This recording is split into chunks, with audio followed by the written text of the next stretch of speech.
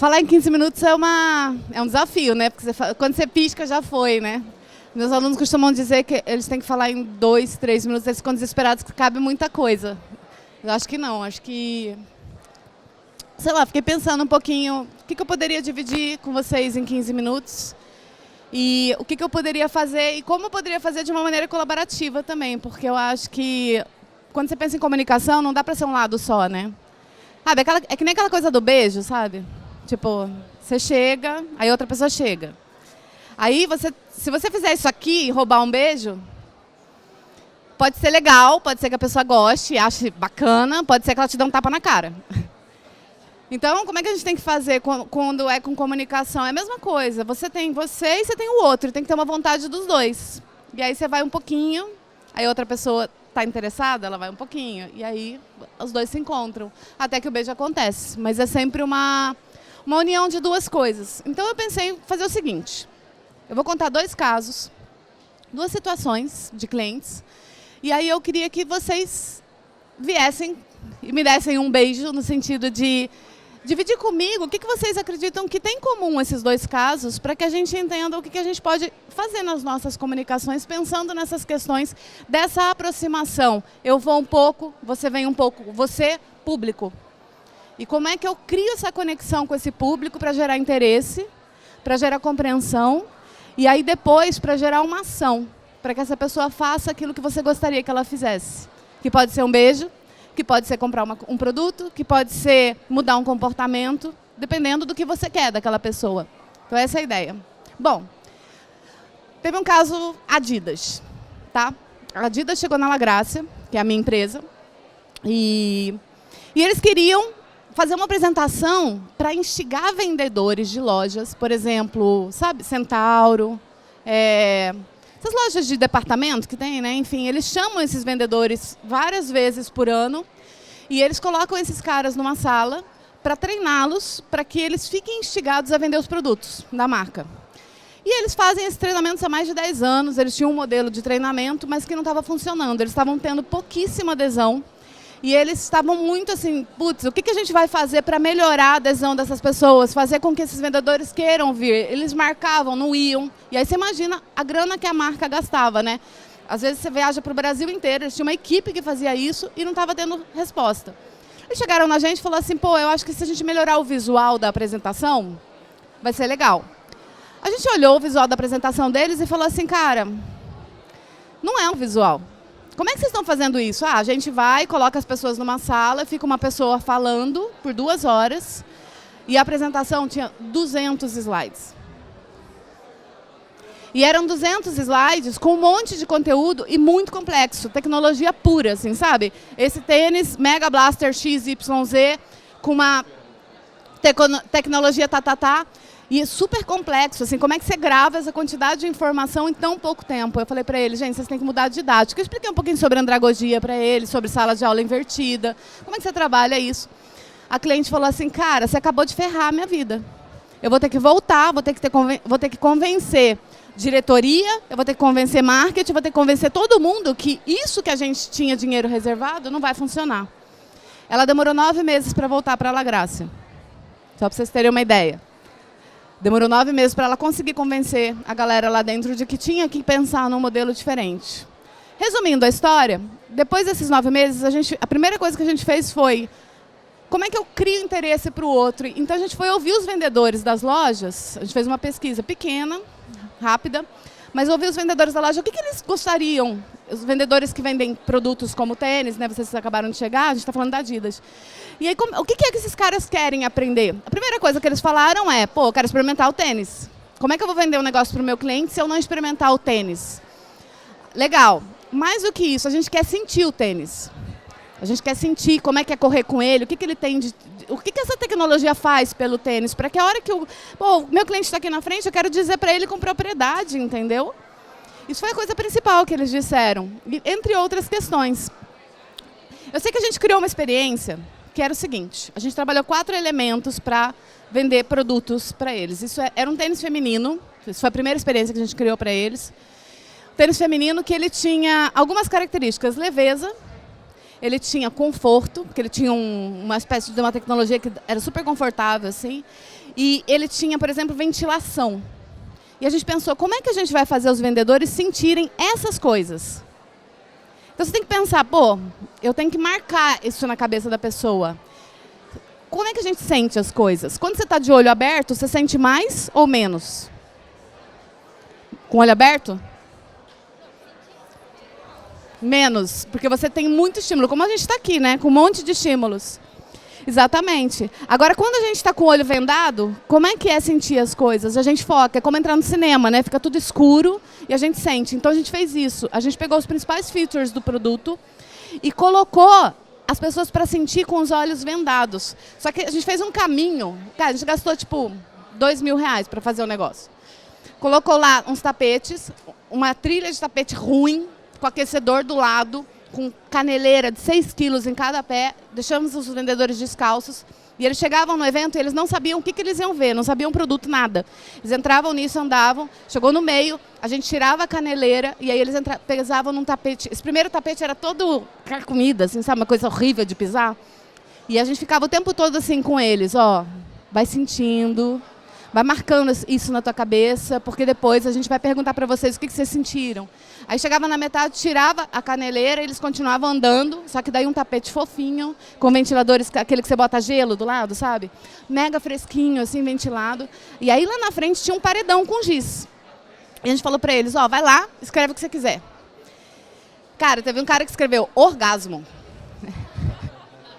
Vocês não têm noção, teve gente que desenhou, que podia desenhar, podia fazer o que quisesse. Eles encheram o paredão com essas coisas que a gente queria que eles pensassem, que eles marcassem. Depois a gente foi para uma sala, racionalizou isso, explicando por que era leve, qual era o benefício para o cliente, e depois, só no final, a gente falava da tecnologia. Então a gente inverteu toda a comunicação da Adidas. Isso foi tão legal, né, porque eles falavam de tecnologia, depois de benefício, e o cliente não era falado. Então a gente trouxe primeiro o cliente, depois o benefício e depois a tecnologia, porque faz muito mais sentido, porque o vendedor precisa da primeira fase. Quem é esse cliente que está na minha frente? Depois, eles experimentaram tênis correndo, e a gente analisou outras coisas como tração, sabe, outros features, e no final eles criaram um teatro de argumentação de vendas. Porque o grande benefício do produto deles era esse. Era eles aprenderem a vender o produto. Então eles criaram um teatro mesmo. Você é o cliente, eu sou a pessoa. Eles foram lá e interpretaram, foi mega divertido, assim. Foi um negócio de 2 horas. E eles saíram dali super felizes. Só para vocês terem uma ideia, assim, a Adidas não só tipo, mudou de empresa para fazer, e hoje ela pratica experiências com esses vendedores. E é um sucesso. Todos os treinamentos deles fez toda a diferença. Outro caso, uma empresa de automóveis chegou na La Graça, eu quero uma apresentação. Aliás, cliente sempre chega para a gente, eu quero uma apresentação, um visual de uma apresentação. Legal, como é que é o evento? Quem são as pessoas? 15 donos de concessionários da América Latina, todos os anos vêm para o Brasil e eles ficam 8 horas assistindo 8 diretores falando sobre pós-venda, pré-venda e os novos lançamentos da marca de automóveis. Eu falei, como é para o outro sentar 8 horas e ouvir 8 diretores falando sobre pré-venda do Brasil? Como é que você imagina? Eu tenho um cara do Chile, do Peru, da Argentina, pessoas de vários lugares diferentes. Vocês não têm nenhum momento onde eles falam? Não. A gente faz assim há 10 anos e a gente vai fazer assim. Indústria japonesa, né? Tipo, super correto. Dá para melhorar? Dá para simplificar? Porque é outra coisa de comunicação. Tá fácil deles entenderem, já que eles são de outros países? Isso a gente pode melhorar. Eu falei, então vamos fazer o seguinte, a gente pode fazer um workshop de roteiro para ajudar os diretores a escreverem de um jeito mais simples, porque eles que iam escrever os roteiros. Eles não queriam que a gente escrevesse. Falou, tá bom. Depois dessas 8 horas, eles transformaram o evento em 2 horas, onde eles falavam sobre os lançamentos dos produtos no Brasil, e as outras 6 horas eles transformaram em encontros com menos pessoas, coletando os dados desses encontros. Você diz para mim como é que é na Argentina, você diz como é no Chile, eu digo como é no Brasil. E aí a gente transformou isso num manual de boas práticas da América Latina. Ok? São 2 casos, parecem muito diferentes entre si. Eu queria ouvir de vocês o que vocês percebem nesses 2 casos quando a gente pensa em comunicação e quando a gente pensa principalmente em interesse, compreensão e ação. Alguém quer falar? Eu posso dar o microfone. O que vocês percebem? Oi, gente. Bom dia. Nos dois casos, o objetivo era o cliente, mas o alvo da comunicação não era, né? Não estava focado no cliente, era o que eles queriam fazer no formato que eles entendiam que era o ideal. Mas o foco não estava definitivamente no cliente, né? Bom dia, desculpa. Legal. Eu acho que os dois casos mostram a importância do foco no cliente, né? Que às vezes está acima dos benefícios da marca, benefícios do produto. Quanto mais a gente entender a necessidade das pessoas que estão envolvidas, seja usuário ou seja participante, né, da marca, eu acho que é importante isso. E mostrar que é adaptável, né? Não tem uma fórmula pronta. A gente tem cada tipo, cada necessidade, né? A gente tem que atender de acordo com o perfil realmente. Eu acho que o grande diferencial é que muitas vezes nós entendemos que isso é básico, mas nós não colocamos o cliente no centro das atenções. E pelo que eu entendi, nos cases foi colocado o cliente no centro das atenções. E mudou. Mudou e o objetivo foi atingido.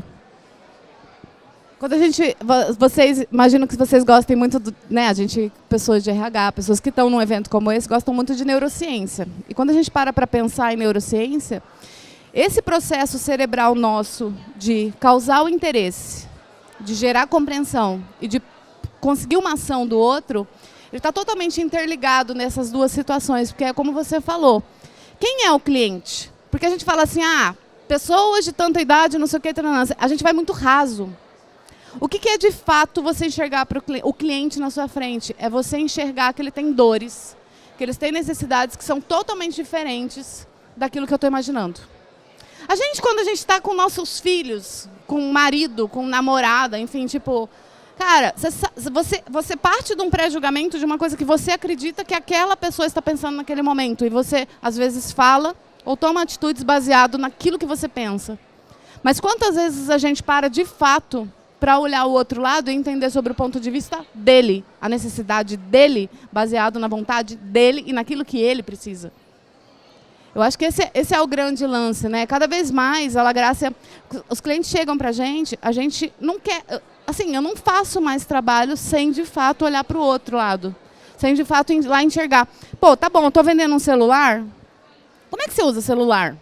Sabe? Quais são as suas dores? Você usa celular para falar com seu filho? Você tem gente que mora nos Estados Unidos? Eu vou entender a necessidade, de fato, daquelas pessoas que eu preciso impactar. Porque senão eu não vou conseguir criar conexão com elas, entendeu? Eu preciso, mais do que isso, eu preciso criar eu preciso trazer a realidade desse público de maneira bem palpável para dentro do assunto que eu estou tratando. E aí eu consigo criar essa conexão com o outro. Falta 2 minutos.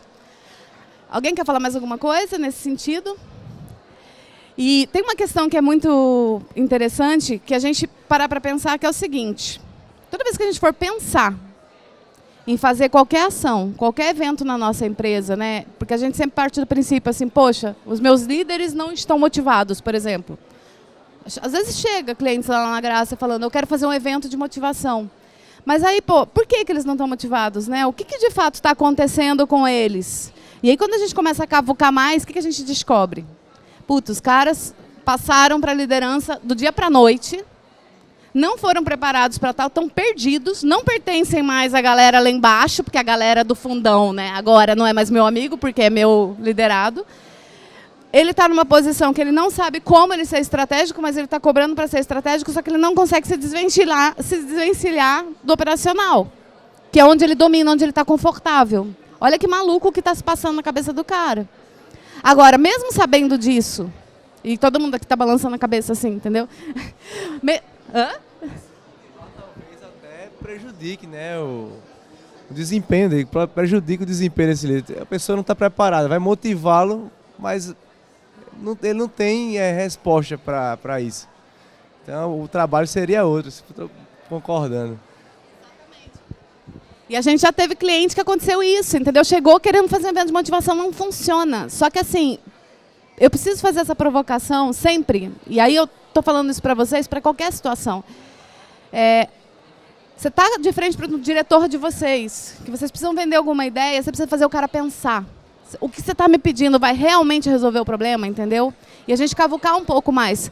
Nesse caso desse cliente que estava com esse problema, a gente desconsiderou fazer um evento de motivação. A gente demorou 1 ano fazendo pesquisa lá dentro, entendendo de fato o que era o problema de cada pessoa, compilando essas informações para ir tratar esses problemas e para depois de 1 ano a gente daí fazer um evento para... E nem era de motivação, era um evento para comemorar de fato, a mudança que ocorreu nesse último ano. Mas aí tem um trabalho muito forte do RH de olhar, de analisar, de trazer esses dados de uma maneira clara e deixar exposto para as pessoas, de fato, as mudanças que aconteceram, não partindo do que eu acho, mas trazendo as pessoas para falar. Sempre essa coisa. Então, eu queria só finalizar aqui. Sempre que vocês forem pensar em comunicação, pensa no beijo. Sabe? Você vai um pouquinho... Tenta entender um pouquinho se a outra pessoa está afim, entendeu? Ela deu uma piscadinha. Aí você pode ir um pouquinho mais, saca? Até que as duas se encontrem no meio do caminho. Eu acredito que uma boa comunicação de verdade é como você falou, não existe prateleira. Mudou o público, mudou a situação, mudou o problema, mudou tudo. E eu preciso me adaptar. Mesmo para problemas iguais. Porque mudou a pessoa, mudou tudo. Ok, gente? Muito obrigada.